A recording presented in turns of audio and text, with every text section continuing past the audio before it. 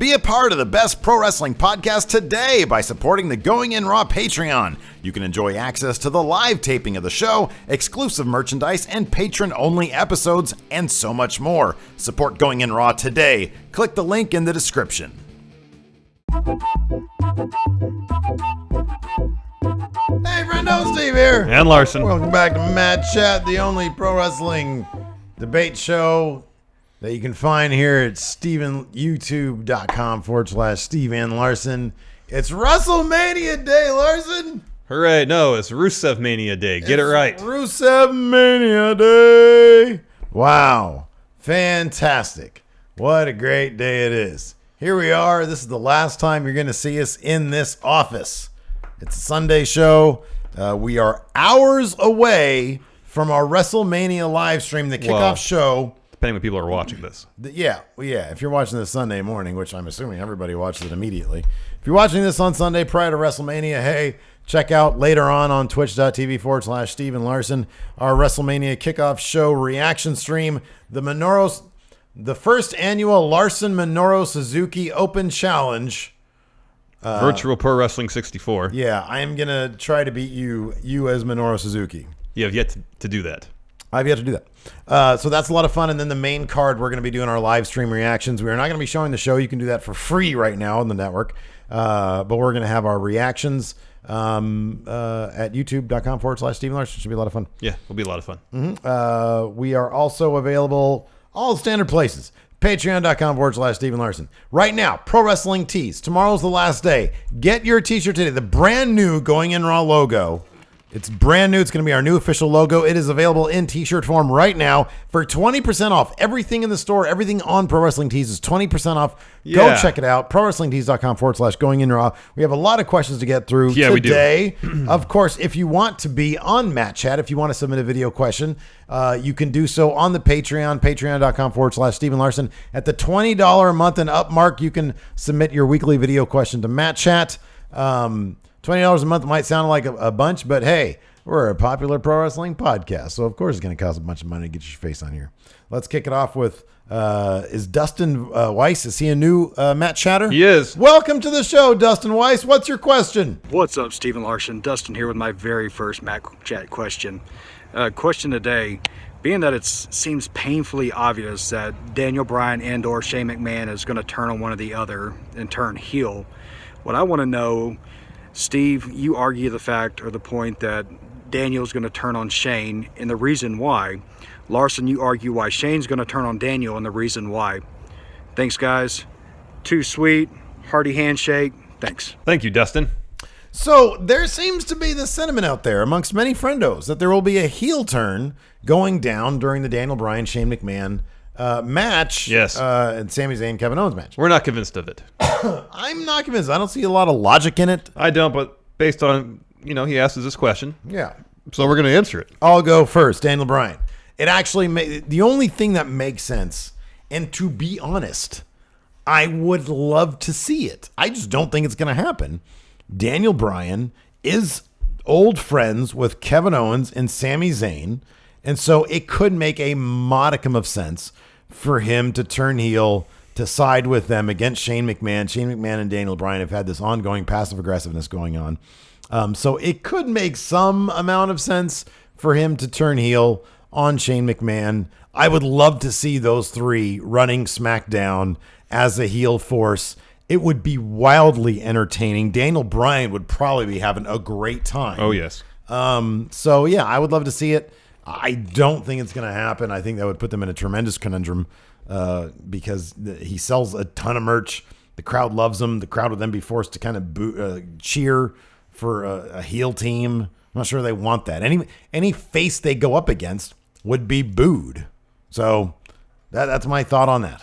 You know how you get around all that? Have Shane McMahon turn heel. Here's the thing. Even less sense. You can't have him turn heel and then align with Kevin Owens and Sami Zayn because, yes, that would make absolutely no sense. However, you could have him turn heel, betray Daniel Bryan at Mania, using this logic as thin as what it is. Yeah, my beef with Kevin Owens and Sami Zayn started with me, but Daniel Bryan, you made this whole situation a heck of a lot worse. I know you apologized on SmackDown this last week. Nonetheless, I had diverticulitis because you kept on bringing Sami Zayn and Kevin Owens back. Yeah, if they lose this match, they're gone forever. But if they win, I can still just fire him again. That's a good point. I can abuse my authority as heel Shane McMahon. So that's really the only way they could do it. There's no way they can align Shane with Kevin Owens and Sami Zayn in any capacity and have anybody believe it. But then again,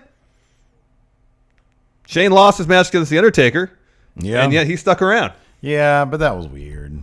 It was weird. Everybody kind of acknowledged that was weird. I don't see them doing that again. That's not going to be Shane's normal gimmick. Lose a stipulation match and then just go through with the stipulation. Yeah, you never know. It could be. You never know. It could be. Next up, Mr. Dope. Let's see what he has to say. Hey, friendos, it's Mr. Dope here. So WrestleMania is a few days away, and Strowman still doesn't have a tag team partner. I personally believe it's going to be Neville. Let me know if it's a good idea or a bad idea. Thank you. Thank you, Mr. Dope. Where is he? Did he look like he was at a circus fairground of some sort? There was like weird light bulbs. It looked like a carousel. Like a carousel. Was he on a carousel? What are you doing? I don't know. Anyways. Like a funnel cake, maybe some popcorn? Oh, that sounds good. Now I'm hungry. Yeah, funnel cakes are delicious. Yeah. Anyways, to answer Mr. Do you know Dope's, how much discipline it took for me to cut that burrito I had in half and give half of it to Marissa? All the discipline. All my discipline points were in that burrito. I go first. Yeah. Neville as Strowman's tag team partner. Yeah. Bring Neville back in. That's all I really care about is bringing Neville back. That's a good point. Any avenue which leads Neville back to WWE on the main roster with the hopes of achieving massive success as Mean Neville, I am 100% on board with. Have him be Braun's tag team partner. Mean Neville, Braun Strowman. They can hold those belts for a little while. Dysfunction between them. They can feud. Win or lose, it's still a good opportunity for Neville. And from there, he can go on and win some mid-card titles before 2 years down the line, maybe getting in the program or two for the Universal or WWE title. Neville has all the talent in the world. He's one of the best wrestlers, as we saw when he turned heel. He's one of the best talkers, too. Really, just any way Neville gets back on my TV screen, whether it be in WWE or even New Japan or Ring of Honor, I just want it to happen. I want more Neville. Give me more Neville. All the Neville. More Neville. Okay, I want all the Neville too. All but here's Neville. the thing, not as Braun's partner. Here's the problem. So imagine the situation. They say, Neville, we'd like to bring you back. You're going to be Braun Strowman's partner. So immediately, if Neville says yes, in your scenario, if he says yes, you have opened the gates to Neville coming back. The problem with him coming back as Braun Strowman's partner is that he will be overshadowed by Braun Strowman. Neville works best as a heel. Although having his heel persona be tag team champions with Braun would be probably entertaining, I just don't see them pairing Braun with a heel, in which case we'd get face Neville. Not going to happen, doesn't work, I don't like it.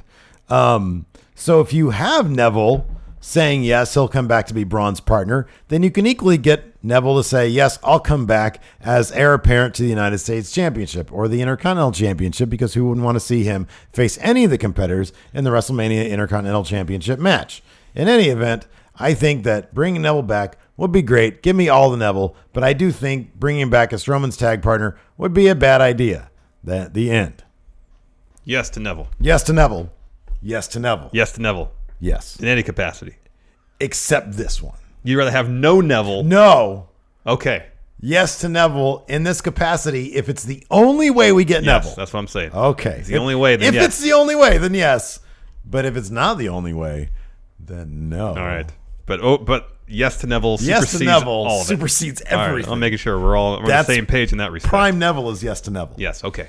Next up, we've got a great question from Drew Compton, kind of along the same lines as the Mr. Dope question. Let's Yeah. see what he has to ask. Hey friendos, I'm Drew Compton, and this is my first ever video question for Matt Chat, and it's about Braun Strowman.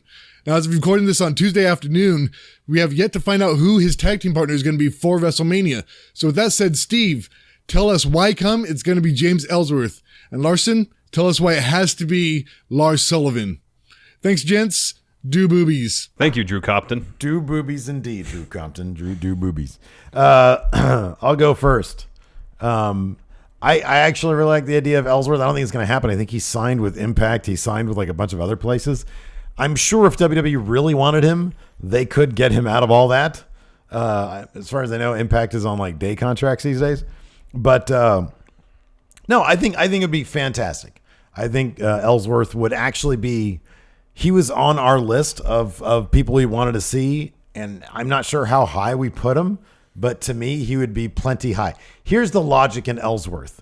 Braun doesn't want a partner. Braun doesn't feel like he needs a partner. Therefore, Braun's partner should be somebody who merely can lace up boots, and that's it. Yeah. Don't get in the way. Don't be annoying. I'm not tagging you in at all. You're just along for the ride. I would love, and Ellsworth did such great work as a heel manager, valet, whatever, to Carmella. I would love to see him in the same role with Braun Strowman. I think it would be fantastic. So my answer is Ellsworth. Give me Lars Sullivan. Lars Sullivan is pretty much the Braun Strowman of NXT at this juncture. So why not just essentially have Thebar face two Braun Strowmans? Oof. That would most certainly Brutal. guarantee Braun and Lars the tag team championships. True. And if you're in NXT, you eliminate the potential conundrum of having so many top tier guys you want to put belts on. And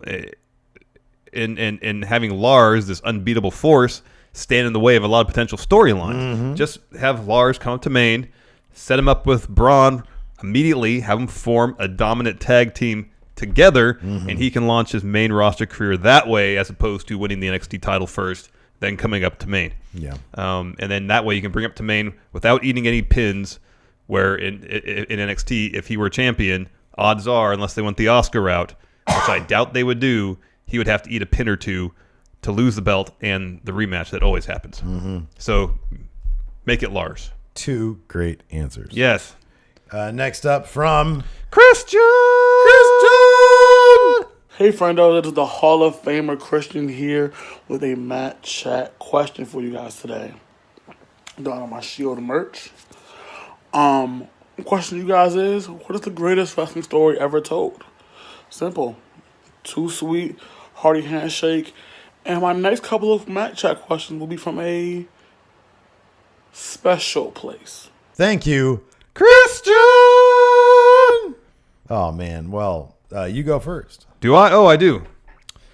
So this is the first answer that popped in my head. I don't know if it's necessarily the best, but it's the most memorable for me, Sure. and that is the Mega Powers. Yeah. The union of Hulk Hogan and Randy Macho Man Savage, the destruction of the Mega Powers, and how that story took, I don't know, a good 2 years.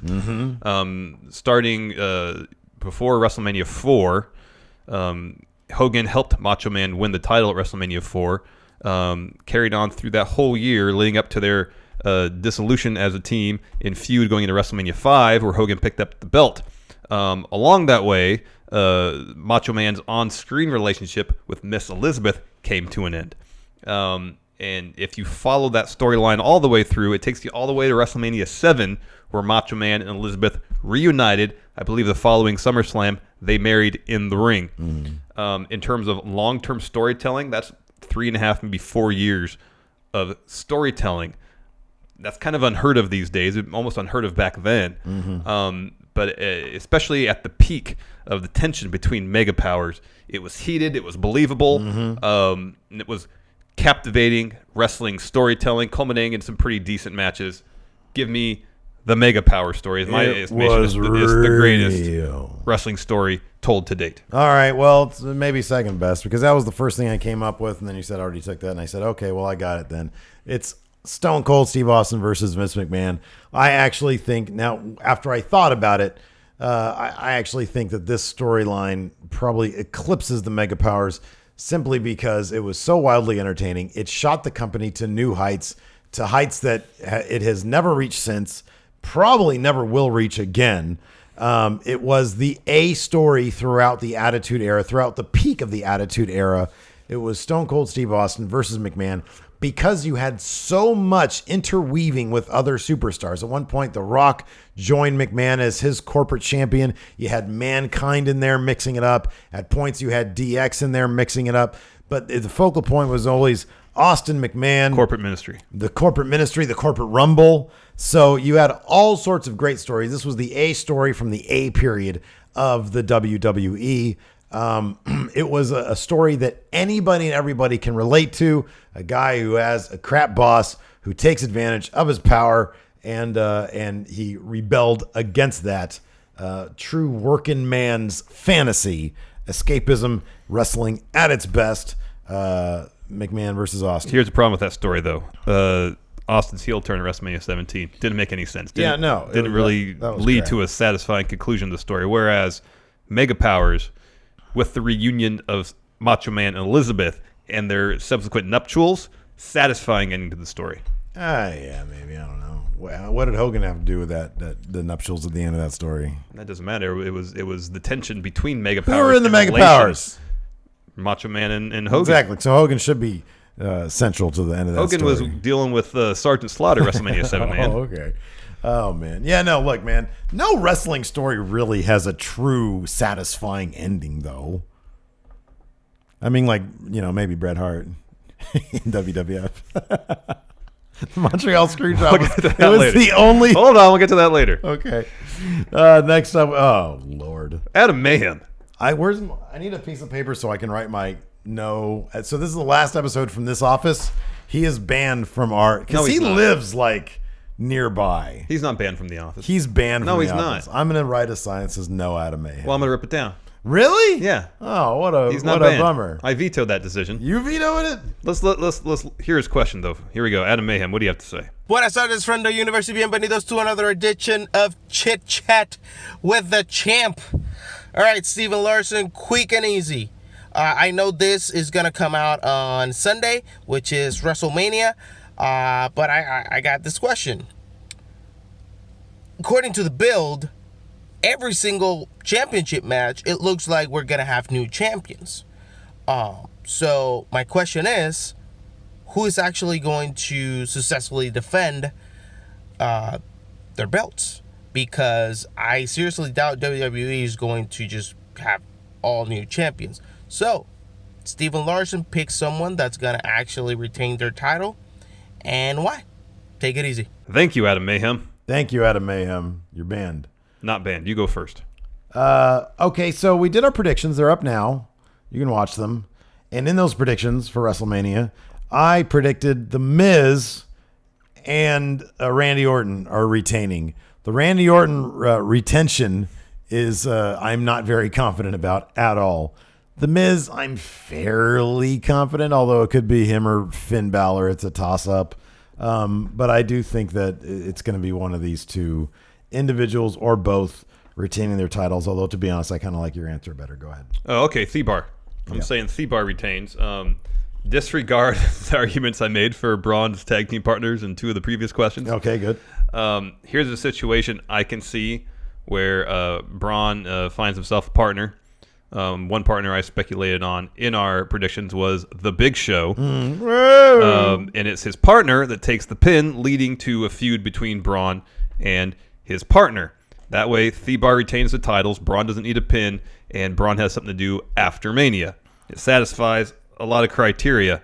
Not every... There's got to be at least one successful title defense at Mania. And my gut tells me this is going to be it. The Miz just had a kid. He might be taking some time off. Mm-hmm. You have this Nia Jax, Alexa Bliss feud. It just makes all the sense in the world for Nia to pick up the win in that match. True. So that for me, that leaves Thebar retaining. Yeah. Thebar retains. Okay, that's a good answer. Next up, from the enforcer himself, Stevie Bradley. Let's see what he has to say. What is up, Stephen Larson? It's your boy, the official Going In Raw enforcer, Stevie Bradley here. Got a quick Matt Chat question for you. After WrestleMania, the two top belts, the Universal and the Heavyweight belts, whoever's holding them, what is their first feud? Too sweet, hearty handshake. Thank you, Stevie B. Thank you, enforcer.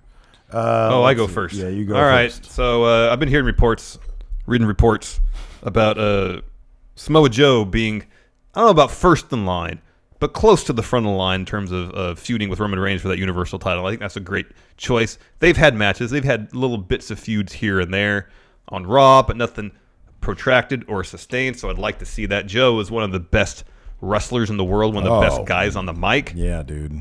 and I feel like he could pull some quality matches out of Roman Reigns. I also thought Drew McIntyre. Oh, it'll be good. It would be great for Drew to have a feud with Reigns. I just don't want him to come out on the short end of that feud. So that was the reason I didn't go with Drew initially. Over on SmackDown, I'm guessing there's going to be some shaking up of the rosters after Mania. Okay. So if that happens, I could see Seth Rollins, fresh after losing a shot at the Intercontinental title at WrestleMania, getting shipped over to SmackDown maybe in exchange for AJ Styles. Seth Rollins versus Shinsuke Nakamura. Dream match. I don't know if they've wrestled before. I could take 2 minutes and look it up, but I'm not going to. Oh, okay. They definitely haven't wrestled in WWE. It's probably been a good, at least, 5 to 7 years since they did. If they did, give me that match. Seth versus Nakamura would be fantastic. Match, series of matches, great feud. I want to see it. I like your answers. I'm going to go with my answers, though. Over on Raw, I'm going to say Seth Rollins is not going to go to SmackDown, and I'm going to say he sticks around to say, hey, old Shield running buddy, come on. Let me get a shot at that title. Maybe he'll turn heel. Maybe he won't. I don't know. I really miss Seth Rollins as a heel, to be honest with you. It looks like maybe, unless this is video game footage. It's video game footage. You got to look up Tyler Black. I did. Oh, you did. Good job. But you couldn't find it. Yeah, I haven't found it yet. Good. Anyways, continue.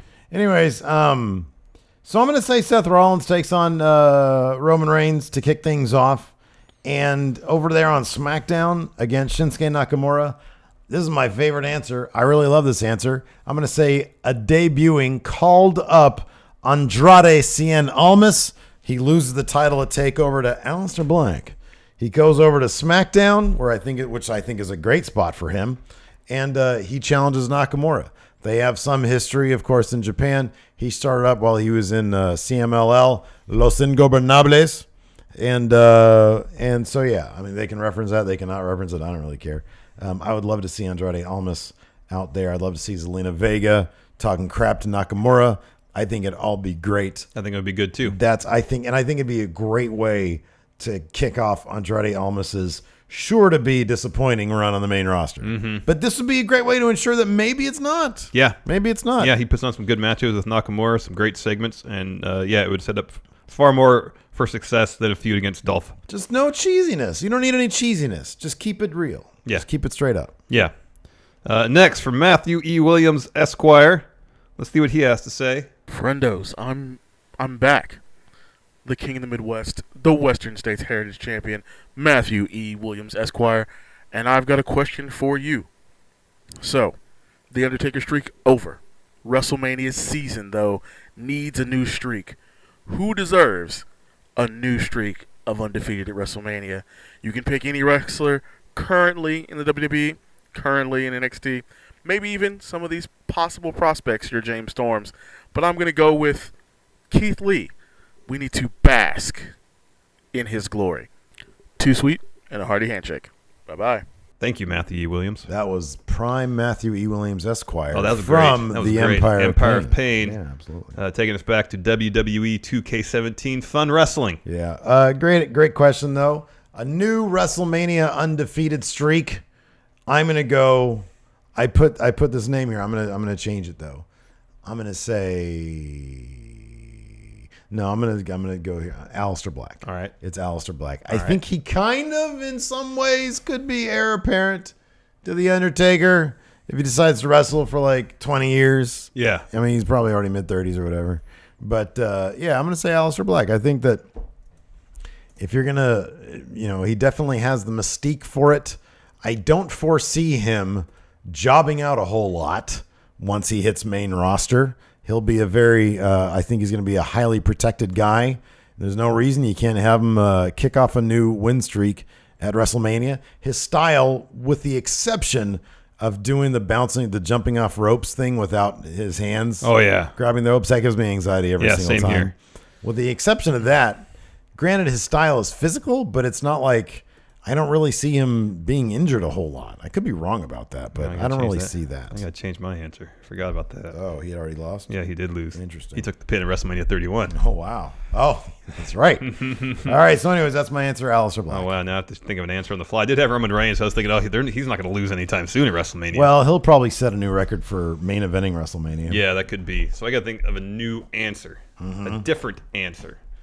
Oh, man. I got to think on my feet, on my toes. Like a younger guy. Wouldn't it be great if Adam Cole, Bebe, like had... Just squeaked out win after win. Yeah, for like 25 years. Yeah. I'll just say this. I know he didn't win the Andre the Giant Memorial Battle Royal last year, but Braun Strowman, the singles competition, won't lose at WrestleMania for his entire career until maybe he's like 45 years old. You know your previous answer of no, that wasn't predictions. Braun's partner being Big Show. If that comes to pass, I really hope they don't try to saddle Braun with being like heir apparent to Big Show. I want Braun to be heir apparent to Stone Cold Steve Austin. Yeah. That's what he should be. Yeah. I don't want him to be heir apparent to Big Show. Yeah, same. So I'll say Braun Strowman. All right. That's a good answer. Yeah. Next up, we've got Brandon from Starve Inc. Let's see what he has to say. Hey, friendos. Brandon from Starve Inc. here with another Matt Chat question. My question is to you about John Cena and Undertaker match at WrestleMania. We all know it's going to happen, right? Like it's going to happen. But let's just say it doesn't. Tell me why CM Punk returning and facing John Cena is a better idea?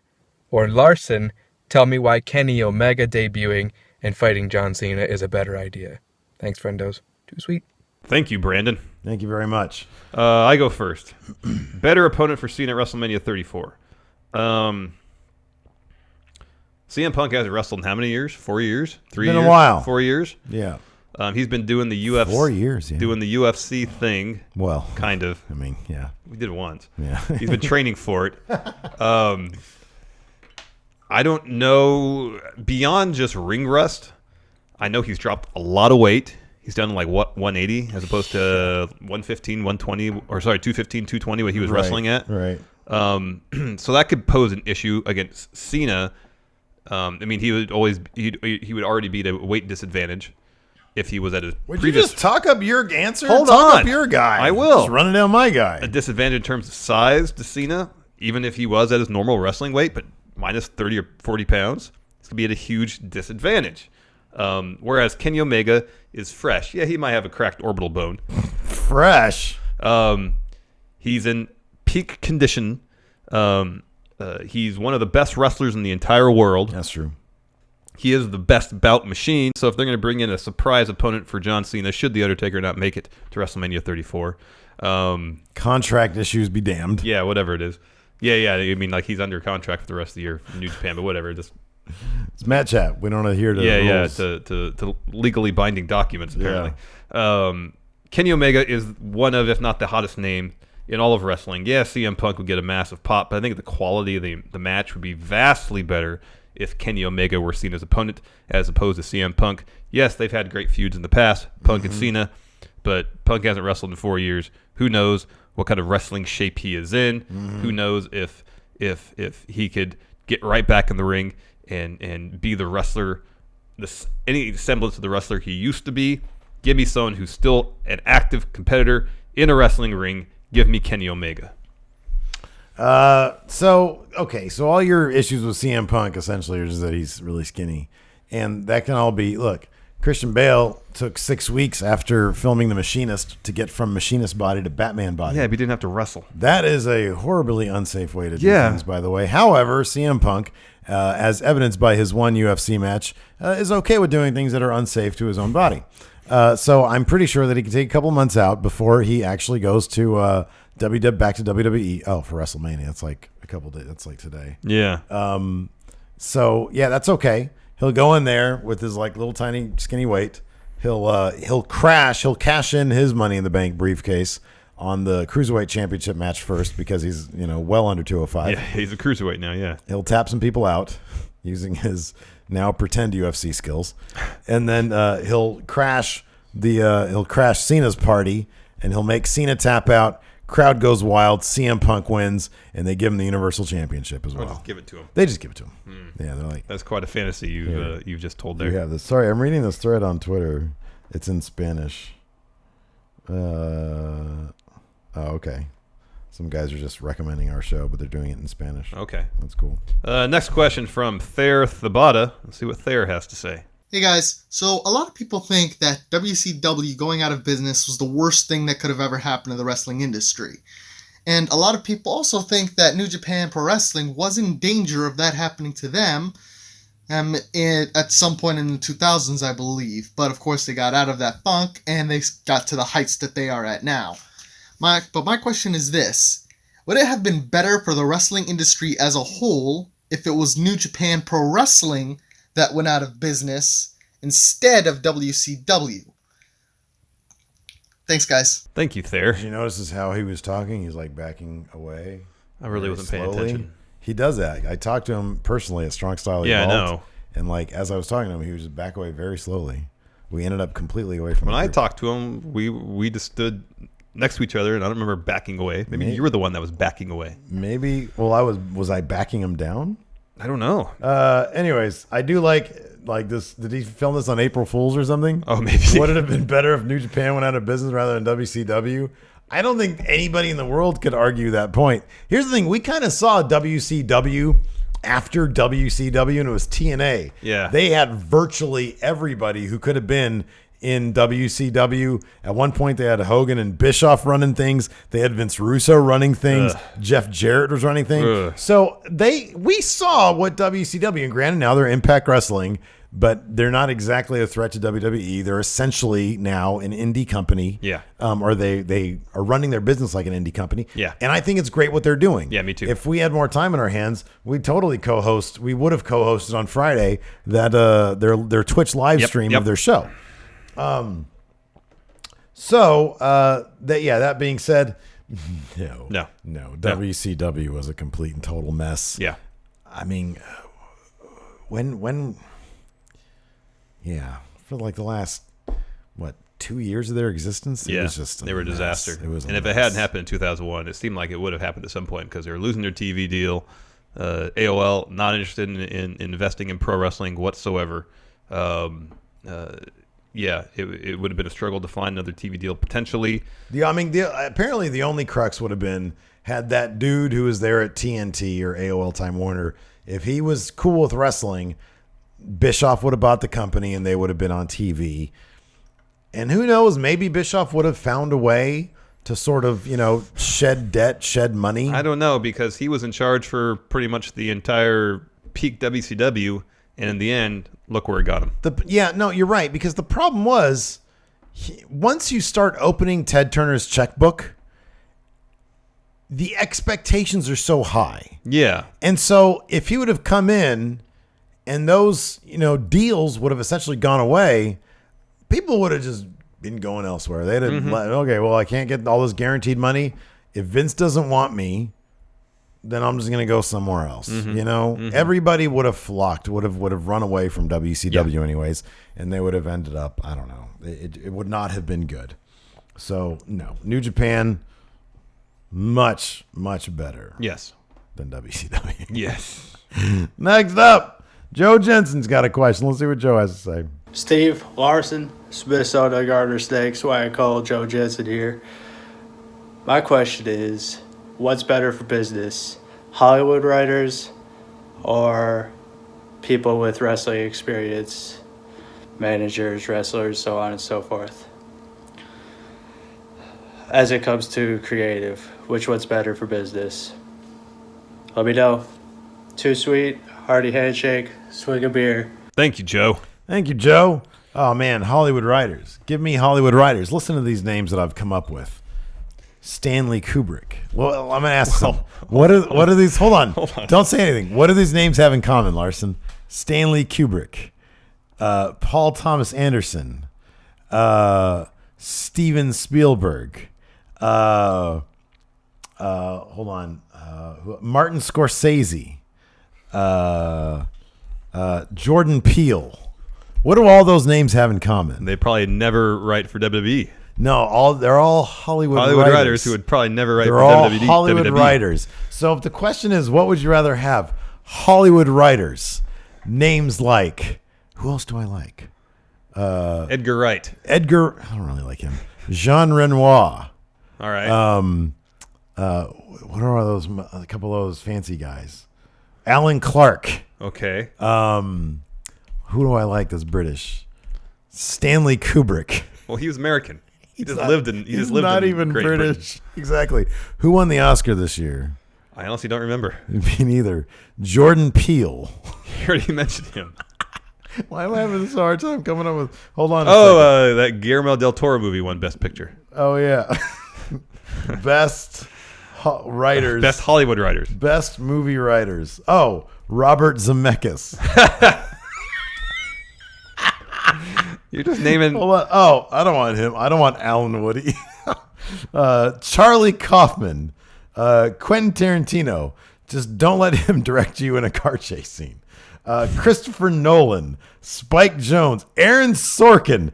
Jordan Peele. I like Jordan Peele a lot. Francis Ford Coppola.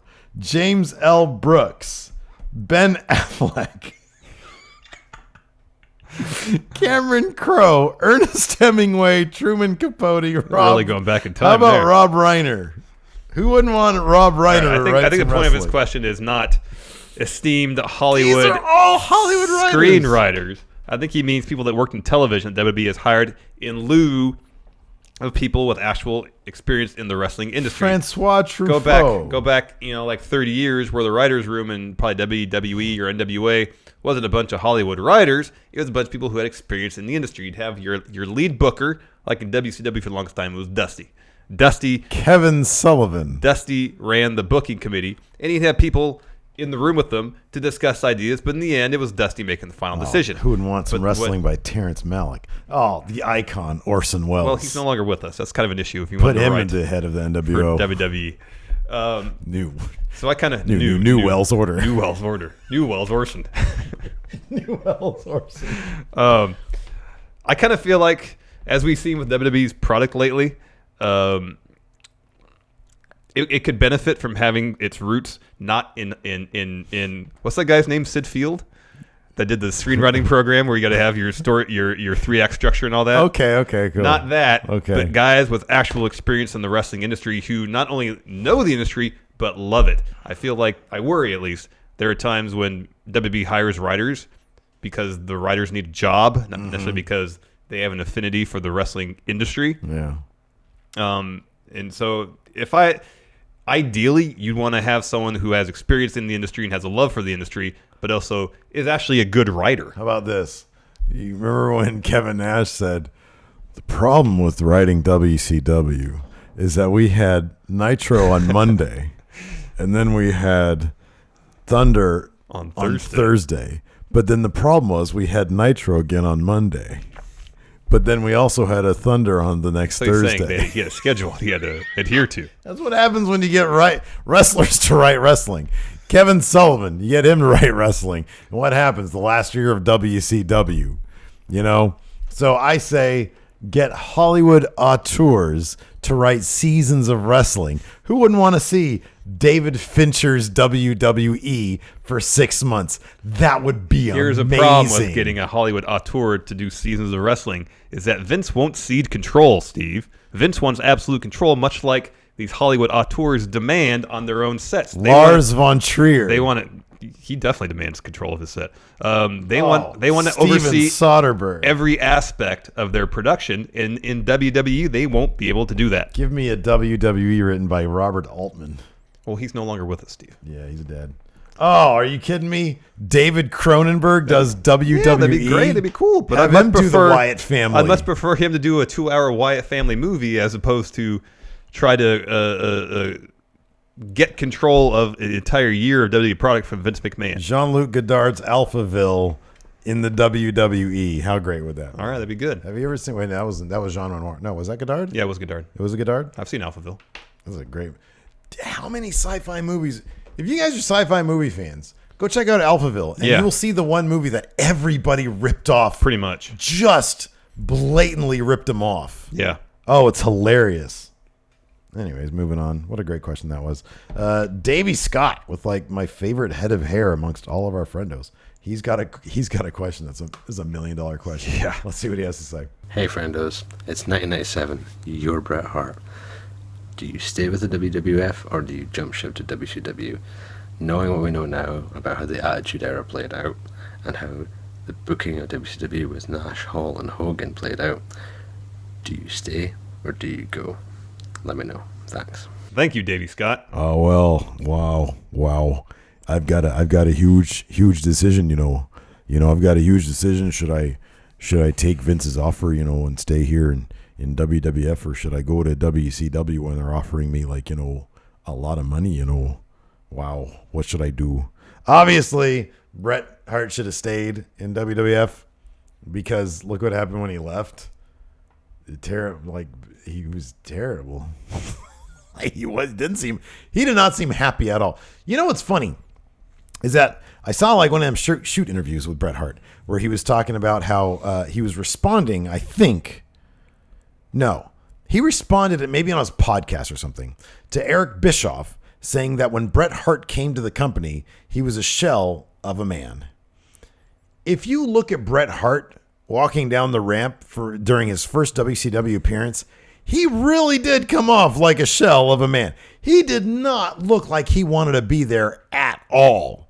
So the interesting thing with Bret Hart is that would there have been a place for him in WWF? I wonder if Vince, just like Vince sort of relegated Macho Man to the commentary booth when he was doing his New Generation, I wonder if he felt Bret Hart doesn't really fit in here. So I'm fine seeing him off on his way because he has to go if I'm ever going to take this to the level that I think it's headed towards. I don't know. But he did have a good run with the anti-American pro-Canadian thing towards the end, the Hart Foundation, with Pillman and all them. But I don't know. I don't know if Vince would have kept him. I don't know, and I don't know if Bret was really into the direction the company was headed to. I know I'm pretty sure he had some problems with edgier content. I think he favored a more family-friendly approach. Everything he hated about his most hated rival, Shawn Michaels, was becoming the company. Yes. Yeah. So in that sense, I don't know if he'd necessarily want to stick around. I think what made him a shell of a man was not going to WCW. It was the Montreal Screwjob. If they had found a way for him to drop that title without that incident happening, I think his outlook going into WCW would have been vastly different. I really wonder. I don't know if that one thing would have done that. I don't know. Maybe you're right. Maybe you're completely right. It's also very likely that he just showed up day one at WCW and was like, "This place. What have I gotten myself into? This place is a shithole. Yeah, no. What am I doing?" But then if you're coming. It would probably doubly be so if you're coming off a situation where you're basically humiliated on live pay-per-view. Yeah, that's true. If that hadn't happened, he could at least gone to WCW and say, okay, this is a product that is far from perfect, but they're more in line with potentially my own sensibilities, and there's an extra zero at the end of my paycheck, which helps out a lot. Mm-hmm. So I think more than anything, it's the Montreal Screwjob that kind of messed with his psyche. I think if you alleviate that issue, which is a huge issue, and then granted they found no way to alleviate that issue at the time. But if they could have come to an agreement about how he would have dropped that belt, Bret does lose it in Canada, it's fine. Then he should have gone because he might not have had a place in where the WWF was going. And he could have went to WCW, carved out a place for himself, got paid handsomely for it. He was probably towards the tail end of his career anyway. It's still bizarre to me. And it's funny because JBL brought it up to Eric Bischoff in that Legends interview. I think the same one where Bischoff said he was a shell of a man. Where JBL said, why didn't you just, the very next night on Nitro... Yeah, they should have brought him on TV. Give him the microphone and let him say whatever he wanted to say. And Bischoff said... It's sounding, diplomatically, I don't know. It probably would have been a good idea. We probably should have done that. Well, yeah, you should have done that. Of course you should have done that. That's not even a question. No, Vince was on TV the next day saying, Bret screwed Bret. You definitely should have spared no expense in flying Bret to wherever Nitro was going to be and have him show up. They were everything they did was designed to counter WWF. Mm-hmm. Why would they not? That boggles my mind that wasn't just a no-brainer. I know. Once they saw what happened in Montreal. And why didn't Bret say, I've signed with you, I want to be on TV right now? Yeah. Like, hey, I'm on the phone with you. It would make more sense, I guess, for Bret because he was probably devastated when all that happened. He might not have been in the emotional state to call up Bischoff. and say, all right, I'll go on TV with a live mic and just give me Dude, 15 if somebody pushes you to the ground and pees on you in front of a lot of people, Oh, yeah. and somebody says, "Hey, do you want to get that anger that you're feeling right now off your chest?" And granted, I don't know it. I don't freaking know what his mindset was like. Yeah, I don't know You're- either. You're probably right, but Bischoff didn't. If I will say this, if Bret Hart was offered that and turned it down because of his state of mind, I'm pretty sure Eric Bischoff would have been on the JBL thing saying, we offered it to Bret and he didn't want to. I'm almost positive he would have said that. So I really doubt that was the case.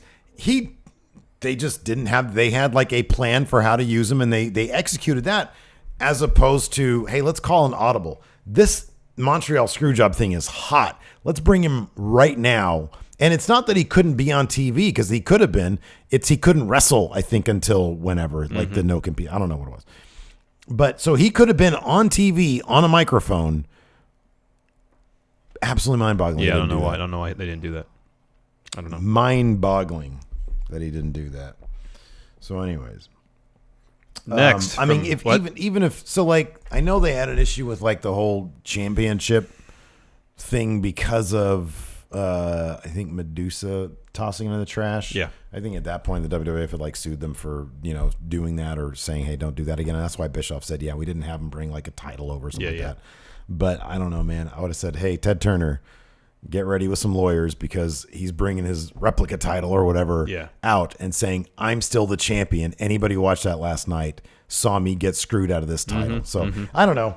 I think I think they dropped the ball. In that I respect, wonder if that's that for sure. if that one dropping of the ball wouldn't have been some sort of sea change in itself. I mean, I don't know. It was, the fall of WCW was a massive set of bad decisions across a number of years. But I don't know. That always bugged the crap out of me. Next, from Daryl the Cat Takahashi. Let's see what he has to say. What's good, Stephen Larson, many friendos out there? It's the cat, Daryl Takahashi. My question for Match Chat this week is, what top-tier talent from New Japan Pro Wrestling would have the toughest time if at any point WWE and New Japan crack a deal transitioning to working in the WWE? Thanks, boys. Thank you, the cat. Thank you. I like your answer a lot. Yeah. I mean, I guess if it was the person you selected 10 years ago. Well, I haven't even said my answer yet, man. I know, I'm not going to say who it is. But I'll say Tomohiro Ishii. Okay. He's great in the ring. Fantastic in the ring. Hard hitting. Does a lot of brain busters. I just worry if he were to go to WWE with their emphasis on personality. He's got a very, his gimmick is Stone Pitbull. He's very stone faced. Yeah. And which makes him a great foil for Yano when they're a tag team.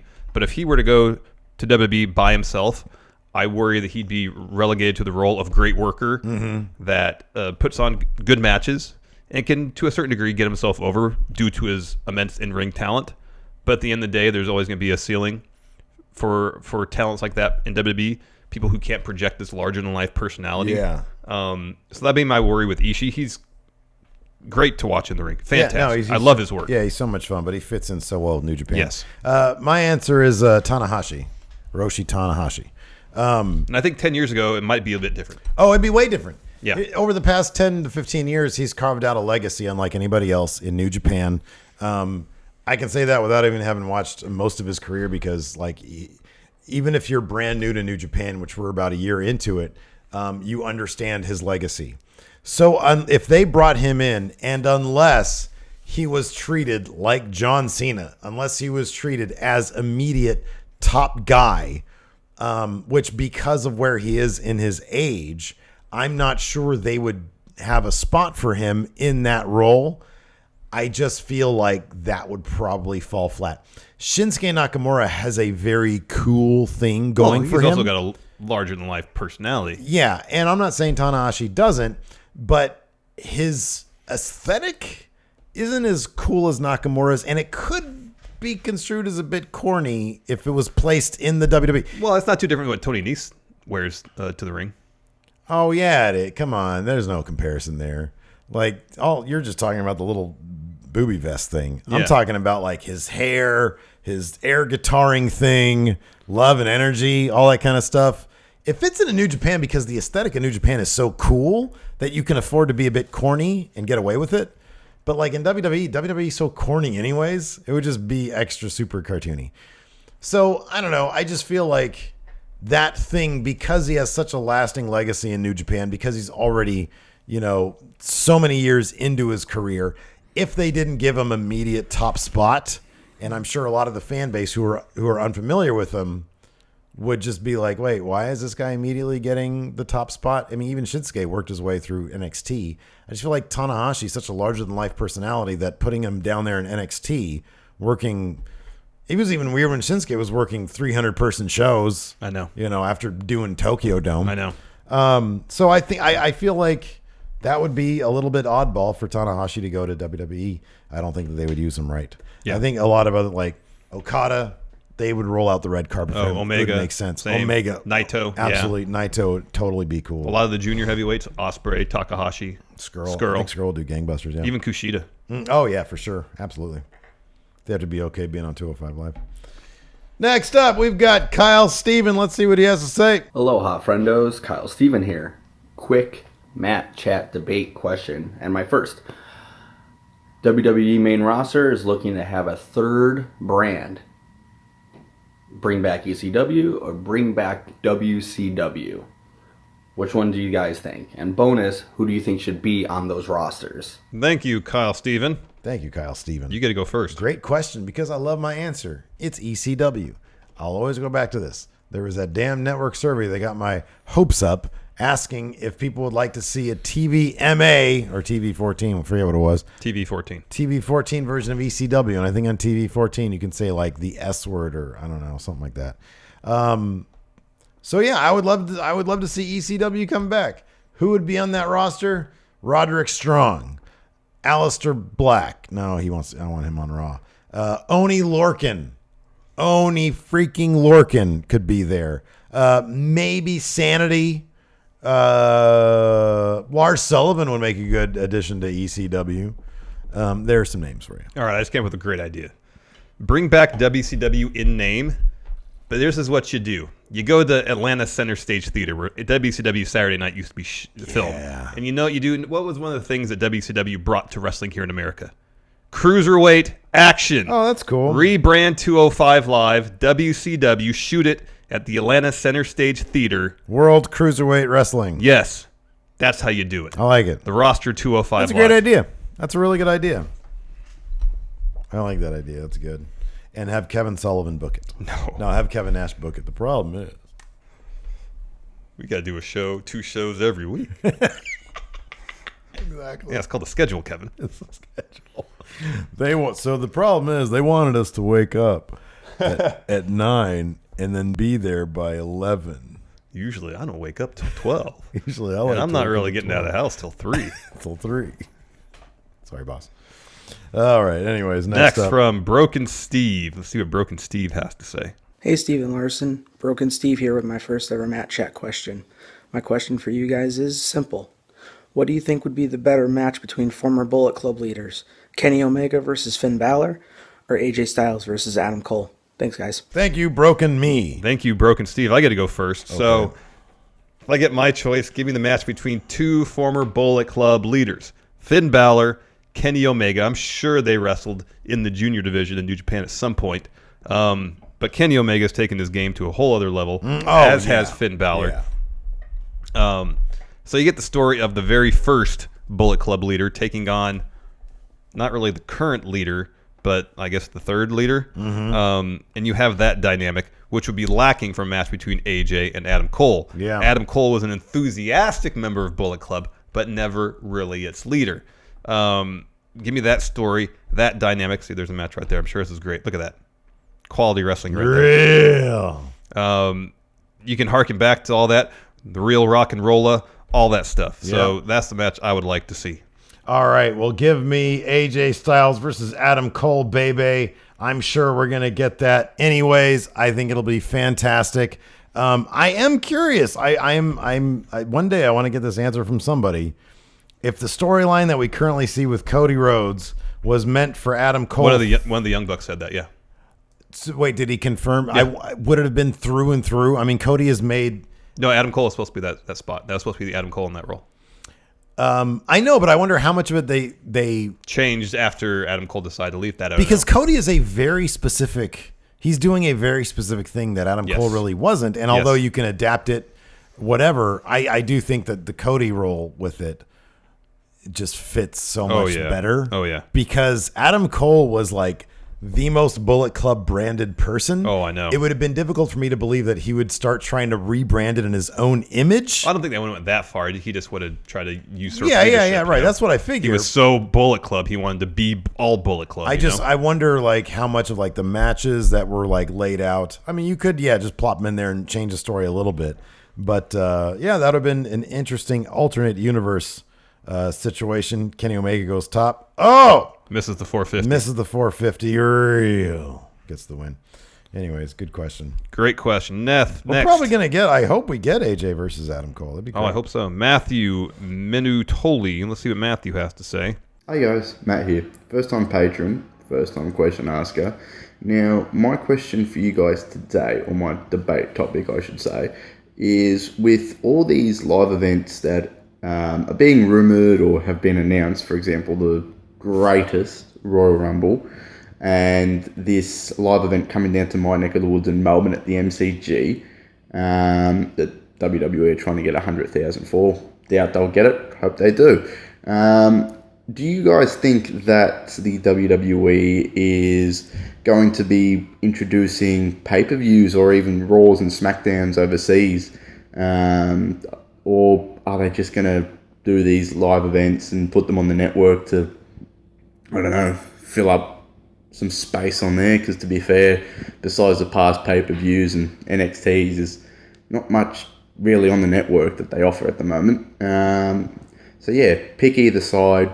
Doesn't bother me. Thanks. Thank you, Matthew. Thank you very much. So it sounds like they're probably going to be doing a little bit of both. I think the time sort of difference is the big obstacle. Like, if they can do a Raw from Australia that still fits in the Monday's time slot. Well, they probably do what they do when they go to the United Kingdom, is they just tape it. Yeah, they tape it in advance. I'm a huge fan of the network special. I like that because here's the thing. You can brand these network specials specific to the land that they're in, specific to the culture that they're in, the design aesthetic that they're in. If they do a live show from Japan, I'm a big fan of Japanese graphic design. I think so much of it just looks amazing. And you see that in New Japan's design aesthetic that they use for their programming. And so if WWE, as opposed to just taking a Raw over to wherever they are, and, you know, hey, this is where we are inside the building, but all the design aesthetics have to stay Raw. I would rather them do these interesting network specials, the largest or the greatest. We keep on joking, they call it the largest Royal Rumble. The largest Royal Rumble, is a special deal. It forces them to be creative, and we get interesting takes on their product, which we wouldn't get otherwise if they simply go and do another episode of Raw, which we'll get the spoilers from in advance because of what you're saying, or another episode of SmackDown or whatever. I would prefer to see network specials. I like network specials. They're typically pretty fun, but I think barring one match of the specials we've seen thus far, they are largely without consequence. That match was true. Finn Balor defeating Kevin Owens for the NXT title during the last, I believe, network special from Japan. Whereas when you go to a TV taping, whether something massive and important happens or not, you know what you're witnessing is going to have a bearing on the storylines that play out going forward. And while the TV tapings aren't necessarily the most enjoyable wrestling experience because they take commercial breaks and so on and so forth, there's something about that feels important. It makes it feel. It's the difference between going to a live event and a house show. House show, you're going to a wrestling exhibition essentially, whereas going to a TV taping, you're seeing storyline play out. You're part of the story. You're part of the story as well. Yeah. And I think that's one advantage TV tapings would have over potentially a network special. It remains to be seen if this largest Royal Rumble is going to be primarily an exhibition, or if it's going to have some bearing on storylines going forward, like if the winner of this Rumble gets anything, you know. So that would be my one advantage I would give to TV tapings, is you get to see these stories play out and become a part of them. And also, kind of piggybacking onto that thought, being part of the story, but also, hey, you know, every week I watch, if I'm overseas in someplace, every week I watch Raw. I'd like to be at a Raw, not just, like you said, an exhibition. I want to be at a Raw, and then getting the opportunity to do that, I think, could be a selling point for many people. Yes. So then you get to make your sign. You get to be on broadcast television. Exactly. Longtime friendo AO Worm has a question. Let's see what he has to say. Everybody, what's going on? AO Worm back with another Matt Chat debate. All right, so my question is, which WWE superstar would you like to see their children come and wrestle for WWE? Like, for example, would you like to see Dave Finley Jr. come work for WWE? Would you like to see Devon's sons in the tag team division? Let me know what you guys think. All right, guys. Too sweet. I'm out. Thank you, AO Worm. Man, we had to like think about this, and you are the one who pitched me my answer. Yeah, but I'm gonna go first. I'm gonna say Tessa Blanchard. She's, I think, still in her early 20s, so she can still spend plenty of time in the independent ranks, gaining experience, honing her craft. But as we saw in the Mae Young Classic, her one match against Kairi Sane, she's ready for WWE right now. That match between her and Kairi Sane could have been the finals match. I know. That it was one of, if not the best match in the entire tournament. Yeah. She is stellar in the ring. You know, her father, Tully Blanchard, WWE Hall of Famer, is a member of the Four Horsemen. Yeah, I would really like to see her in WWE at some point. I'm pretty sure it'll probably happen again at some point. Just might take a couple more years. We had a question not that long ago. I think it was last week. Somebody asked, maybe it was AO Worm, I forget who it was, asked what we want to see next for Paul Ellering. My answer is he can manage his daughter, Rachel Ellering. We saw her also in the Mae Young Classic. In fact, we saw her, rumor was she was supposed to lose in that first round match against, I think, Marty Bell? Yeah. And apparently they were not, during the match, they were so unimpressed with Marty Bell that they flipped the script on the finish and had Rachel Ellering go over, which led her to a second round loss, I think. Yeah. And so I've seen a couple of her matches. I've always been very impressed with what I've seen. She's currently the love interest of Cassius Ohno. Oh. And so I think that it would be great to see her in NXT. And then here's the thing, like, she also has a very charming personality when I've seen her on camera, and to see that sort of charming, bubbly personality contrasted with her very grim acting in-character father could be a lot of fun. Yeah, that's true. Probably not going to happen, but I could actually totally see her showing up in NXT.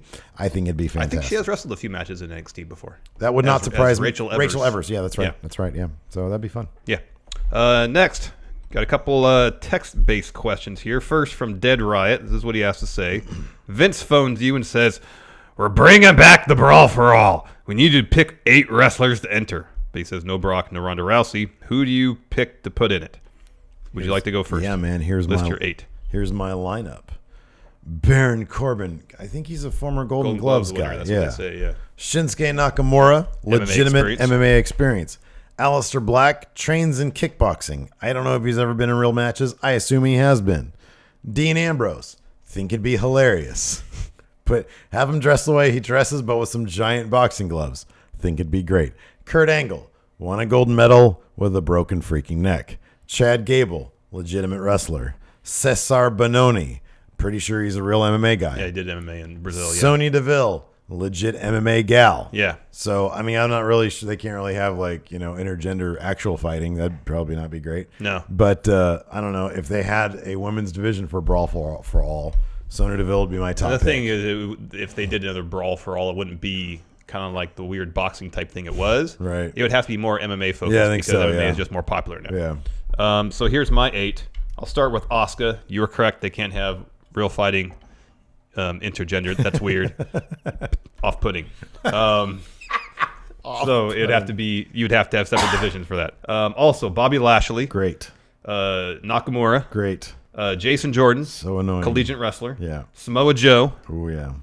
Chad Gable, who you stole from me. Yeah, I did.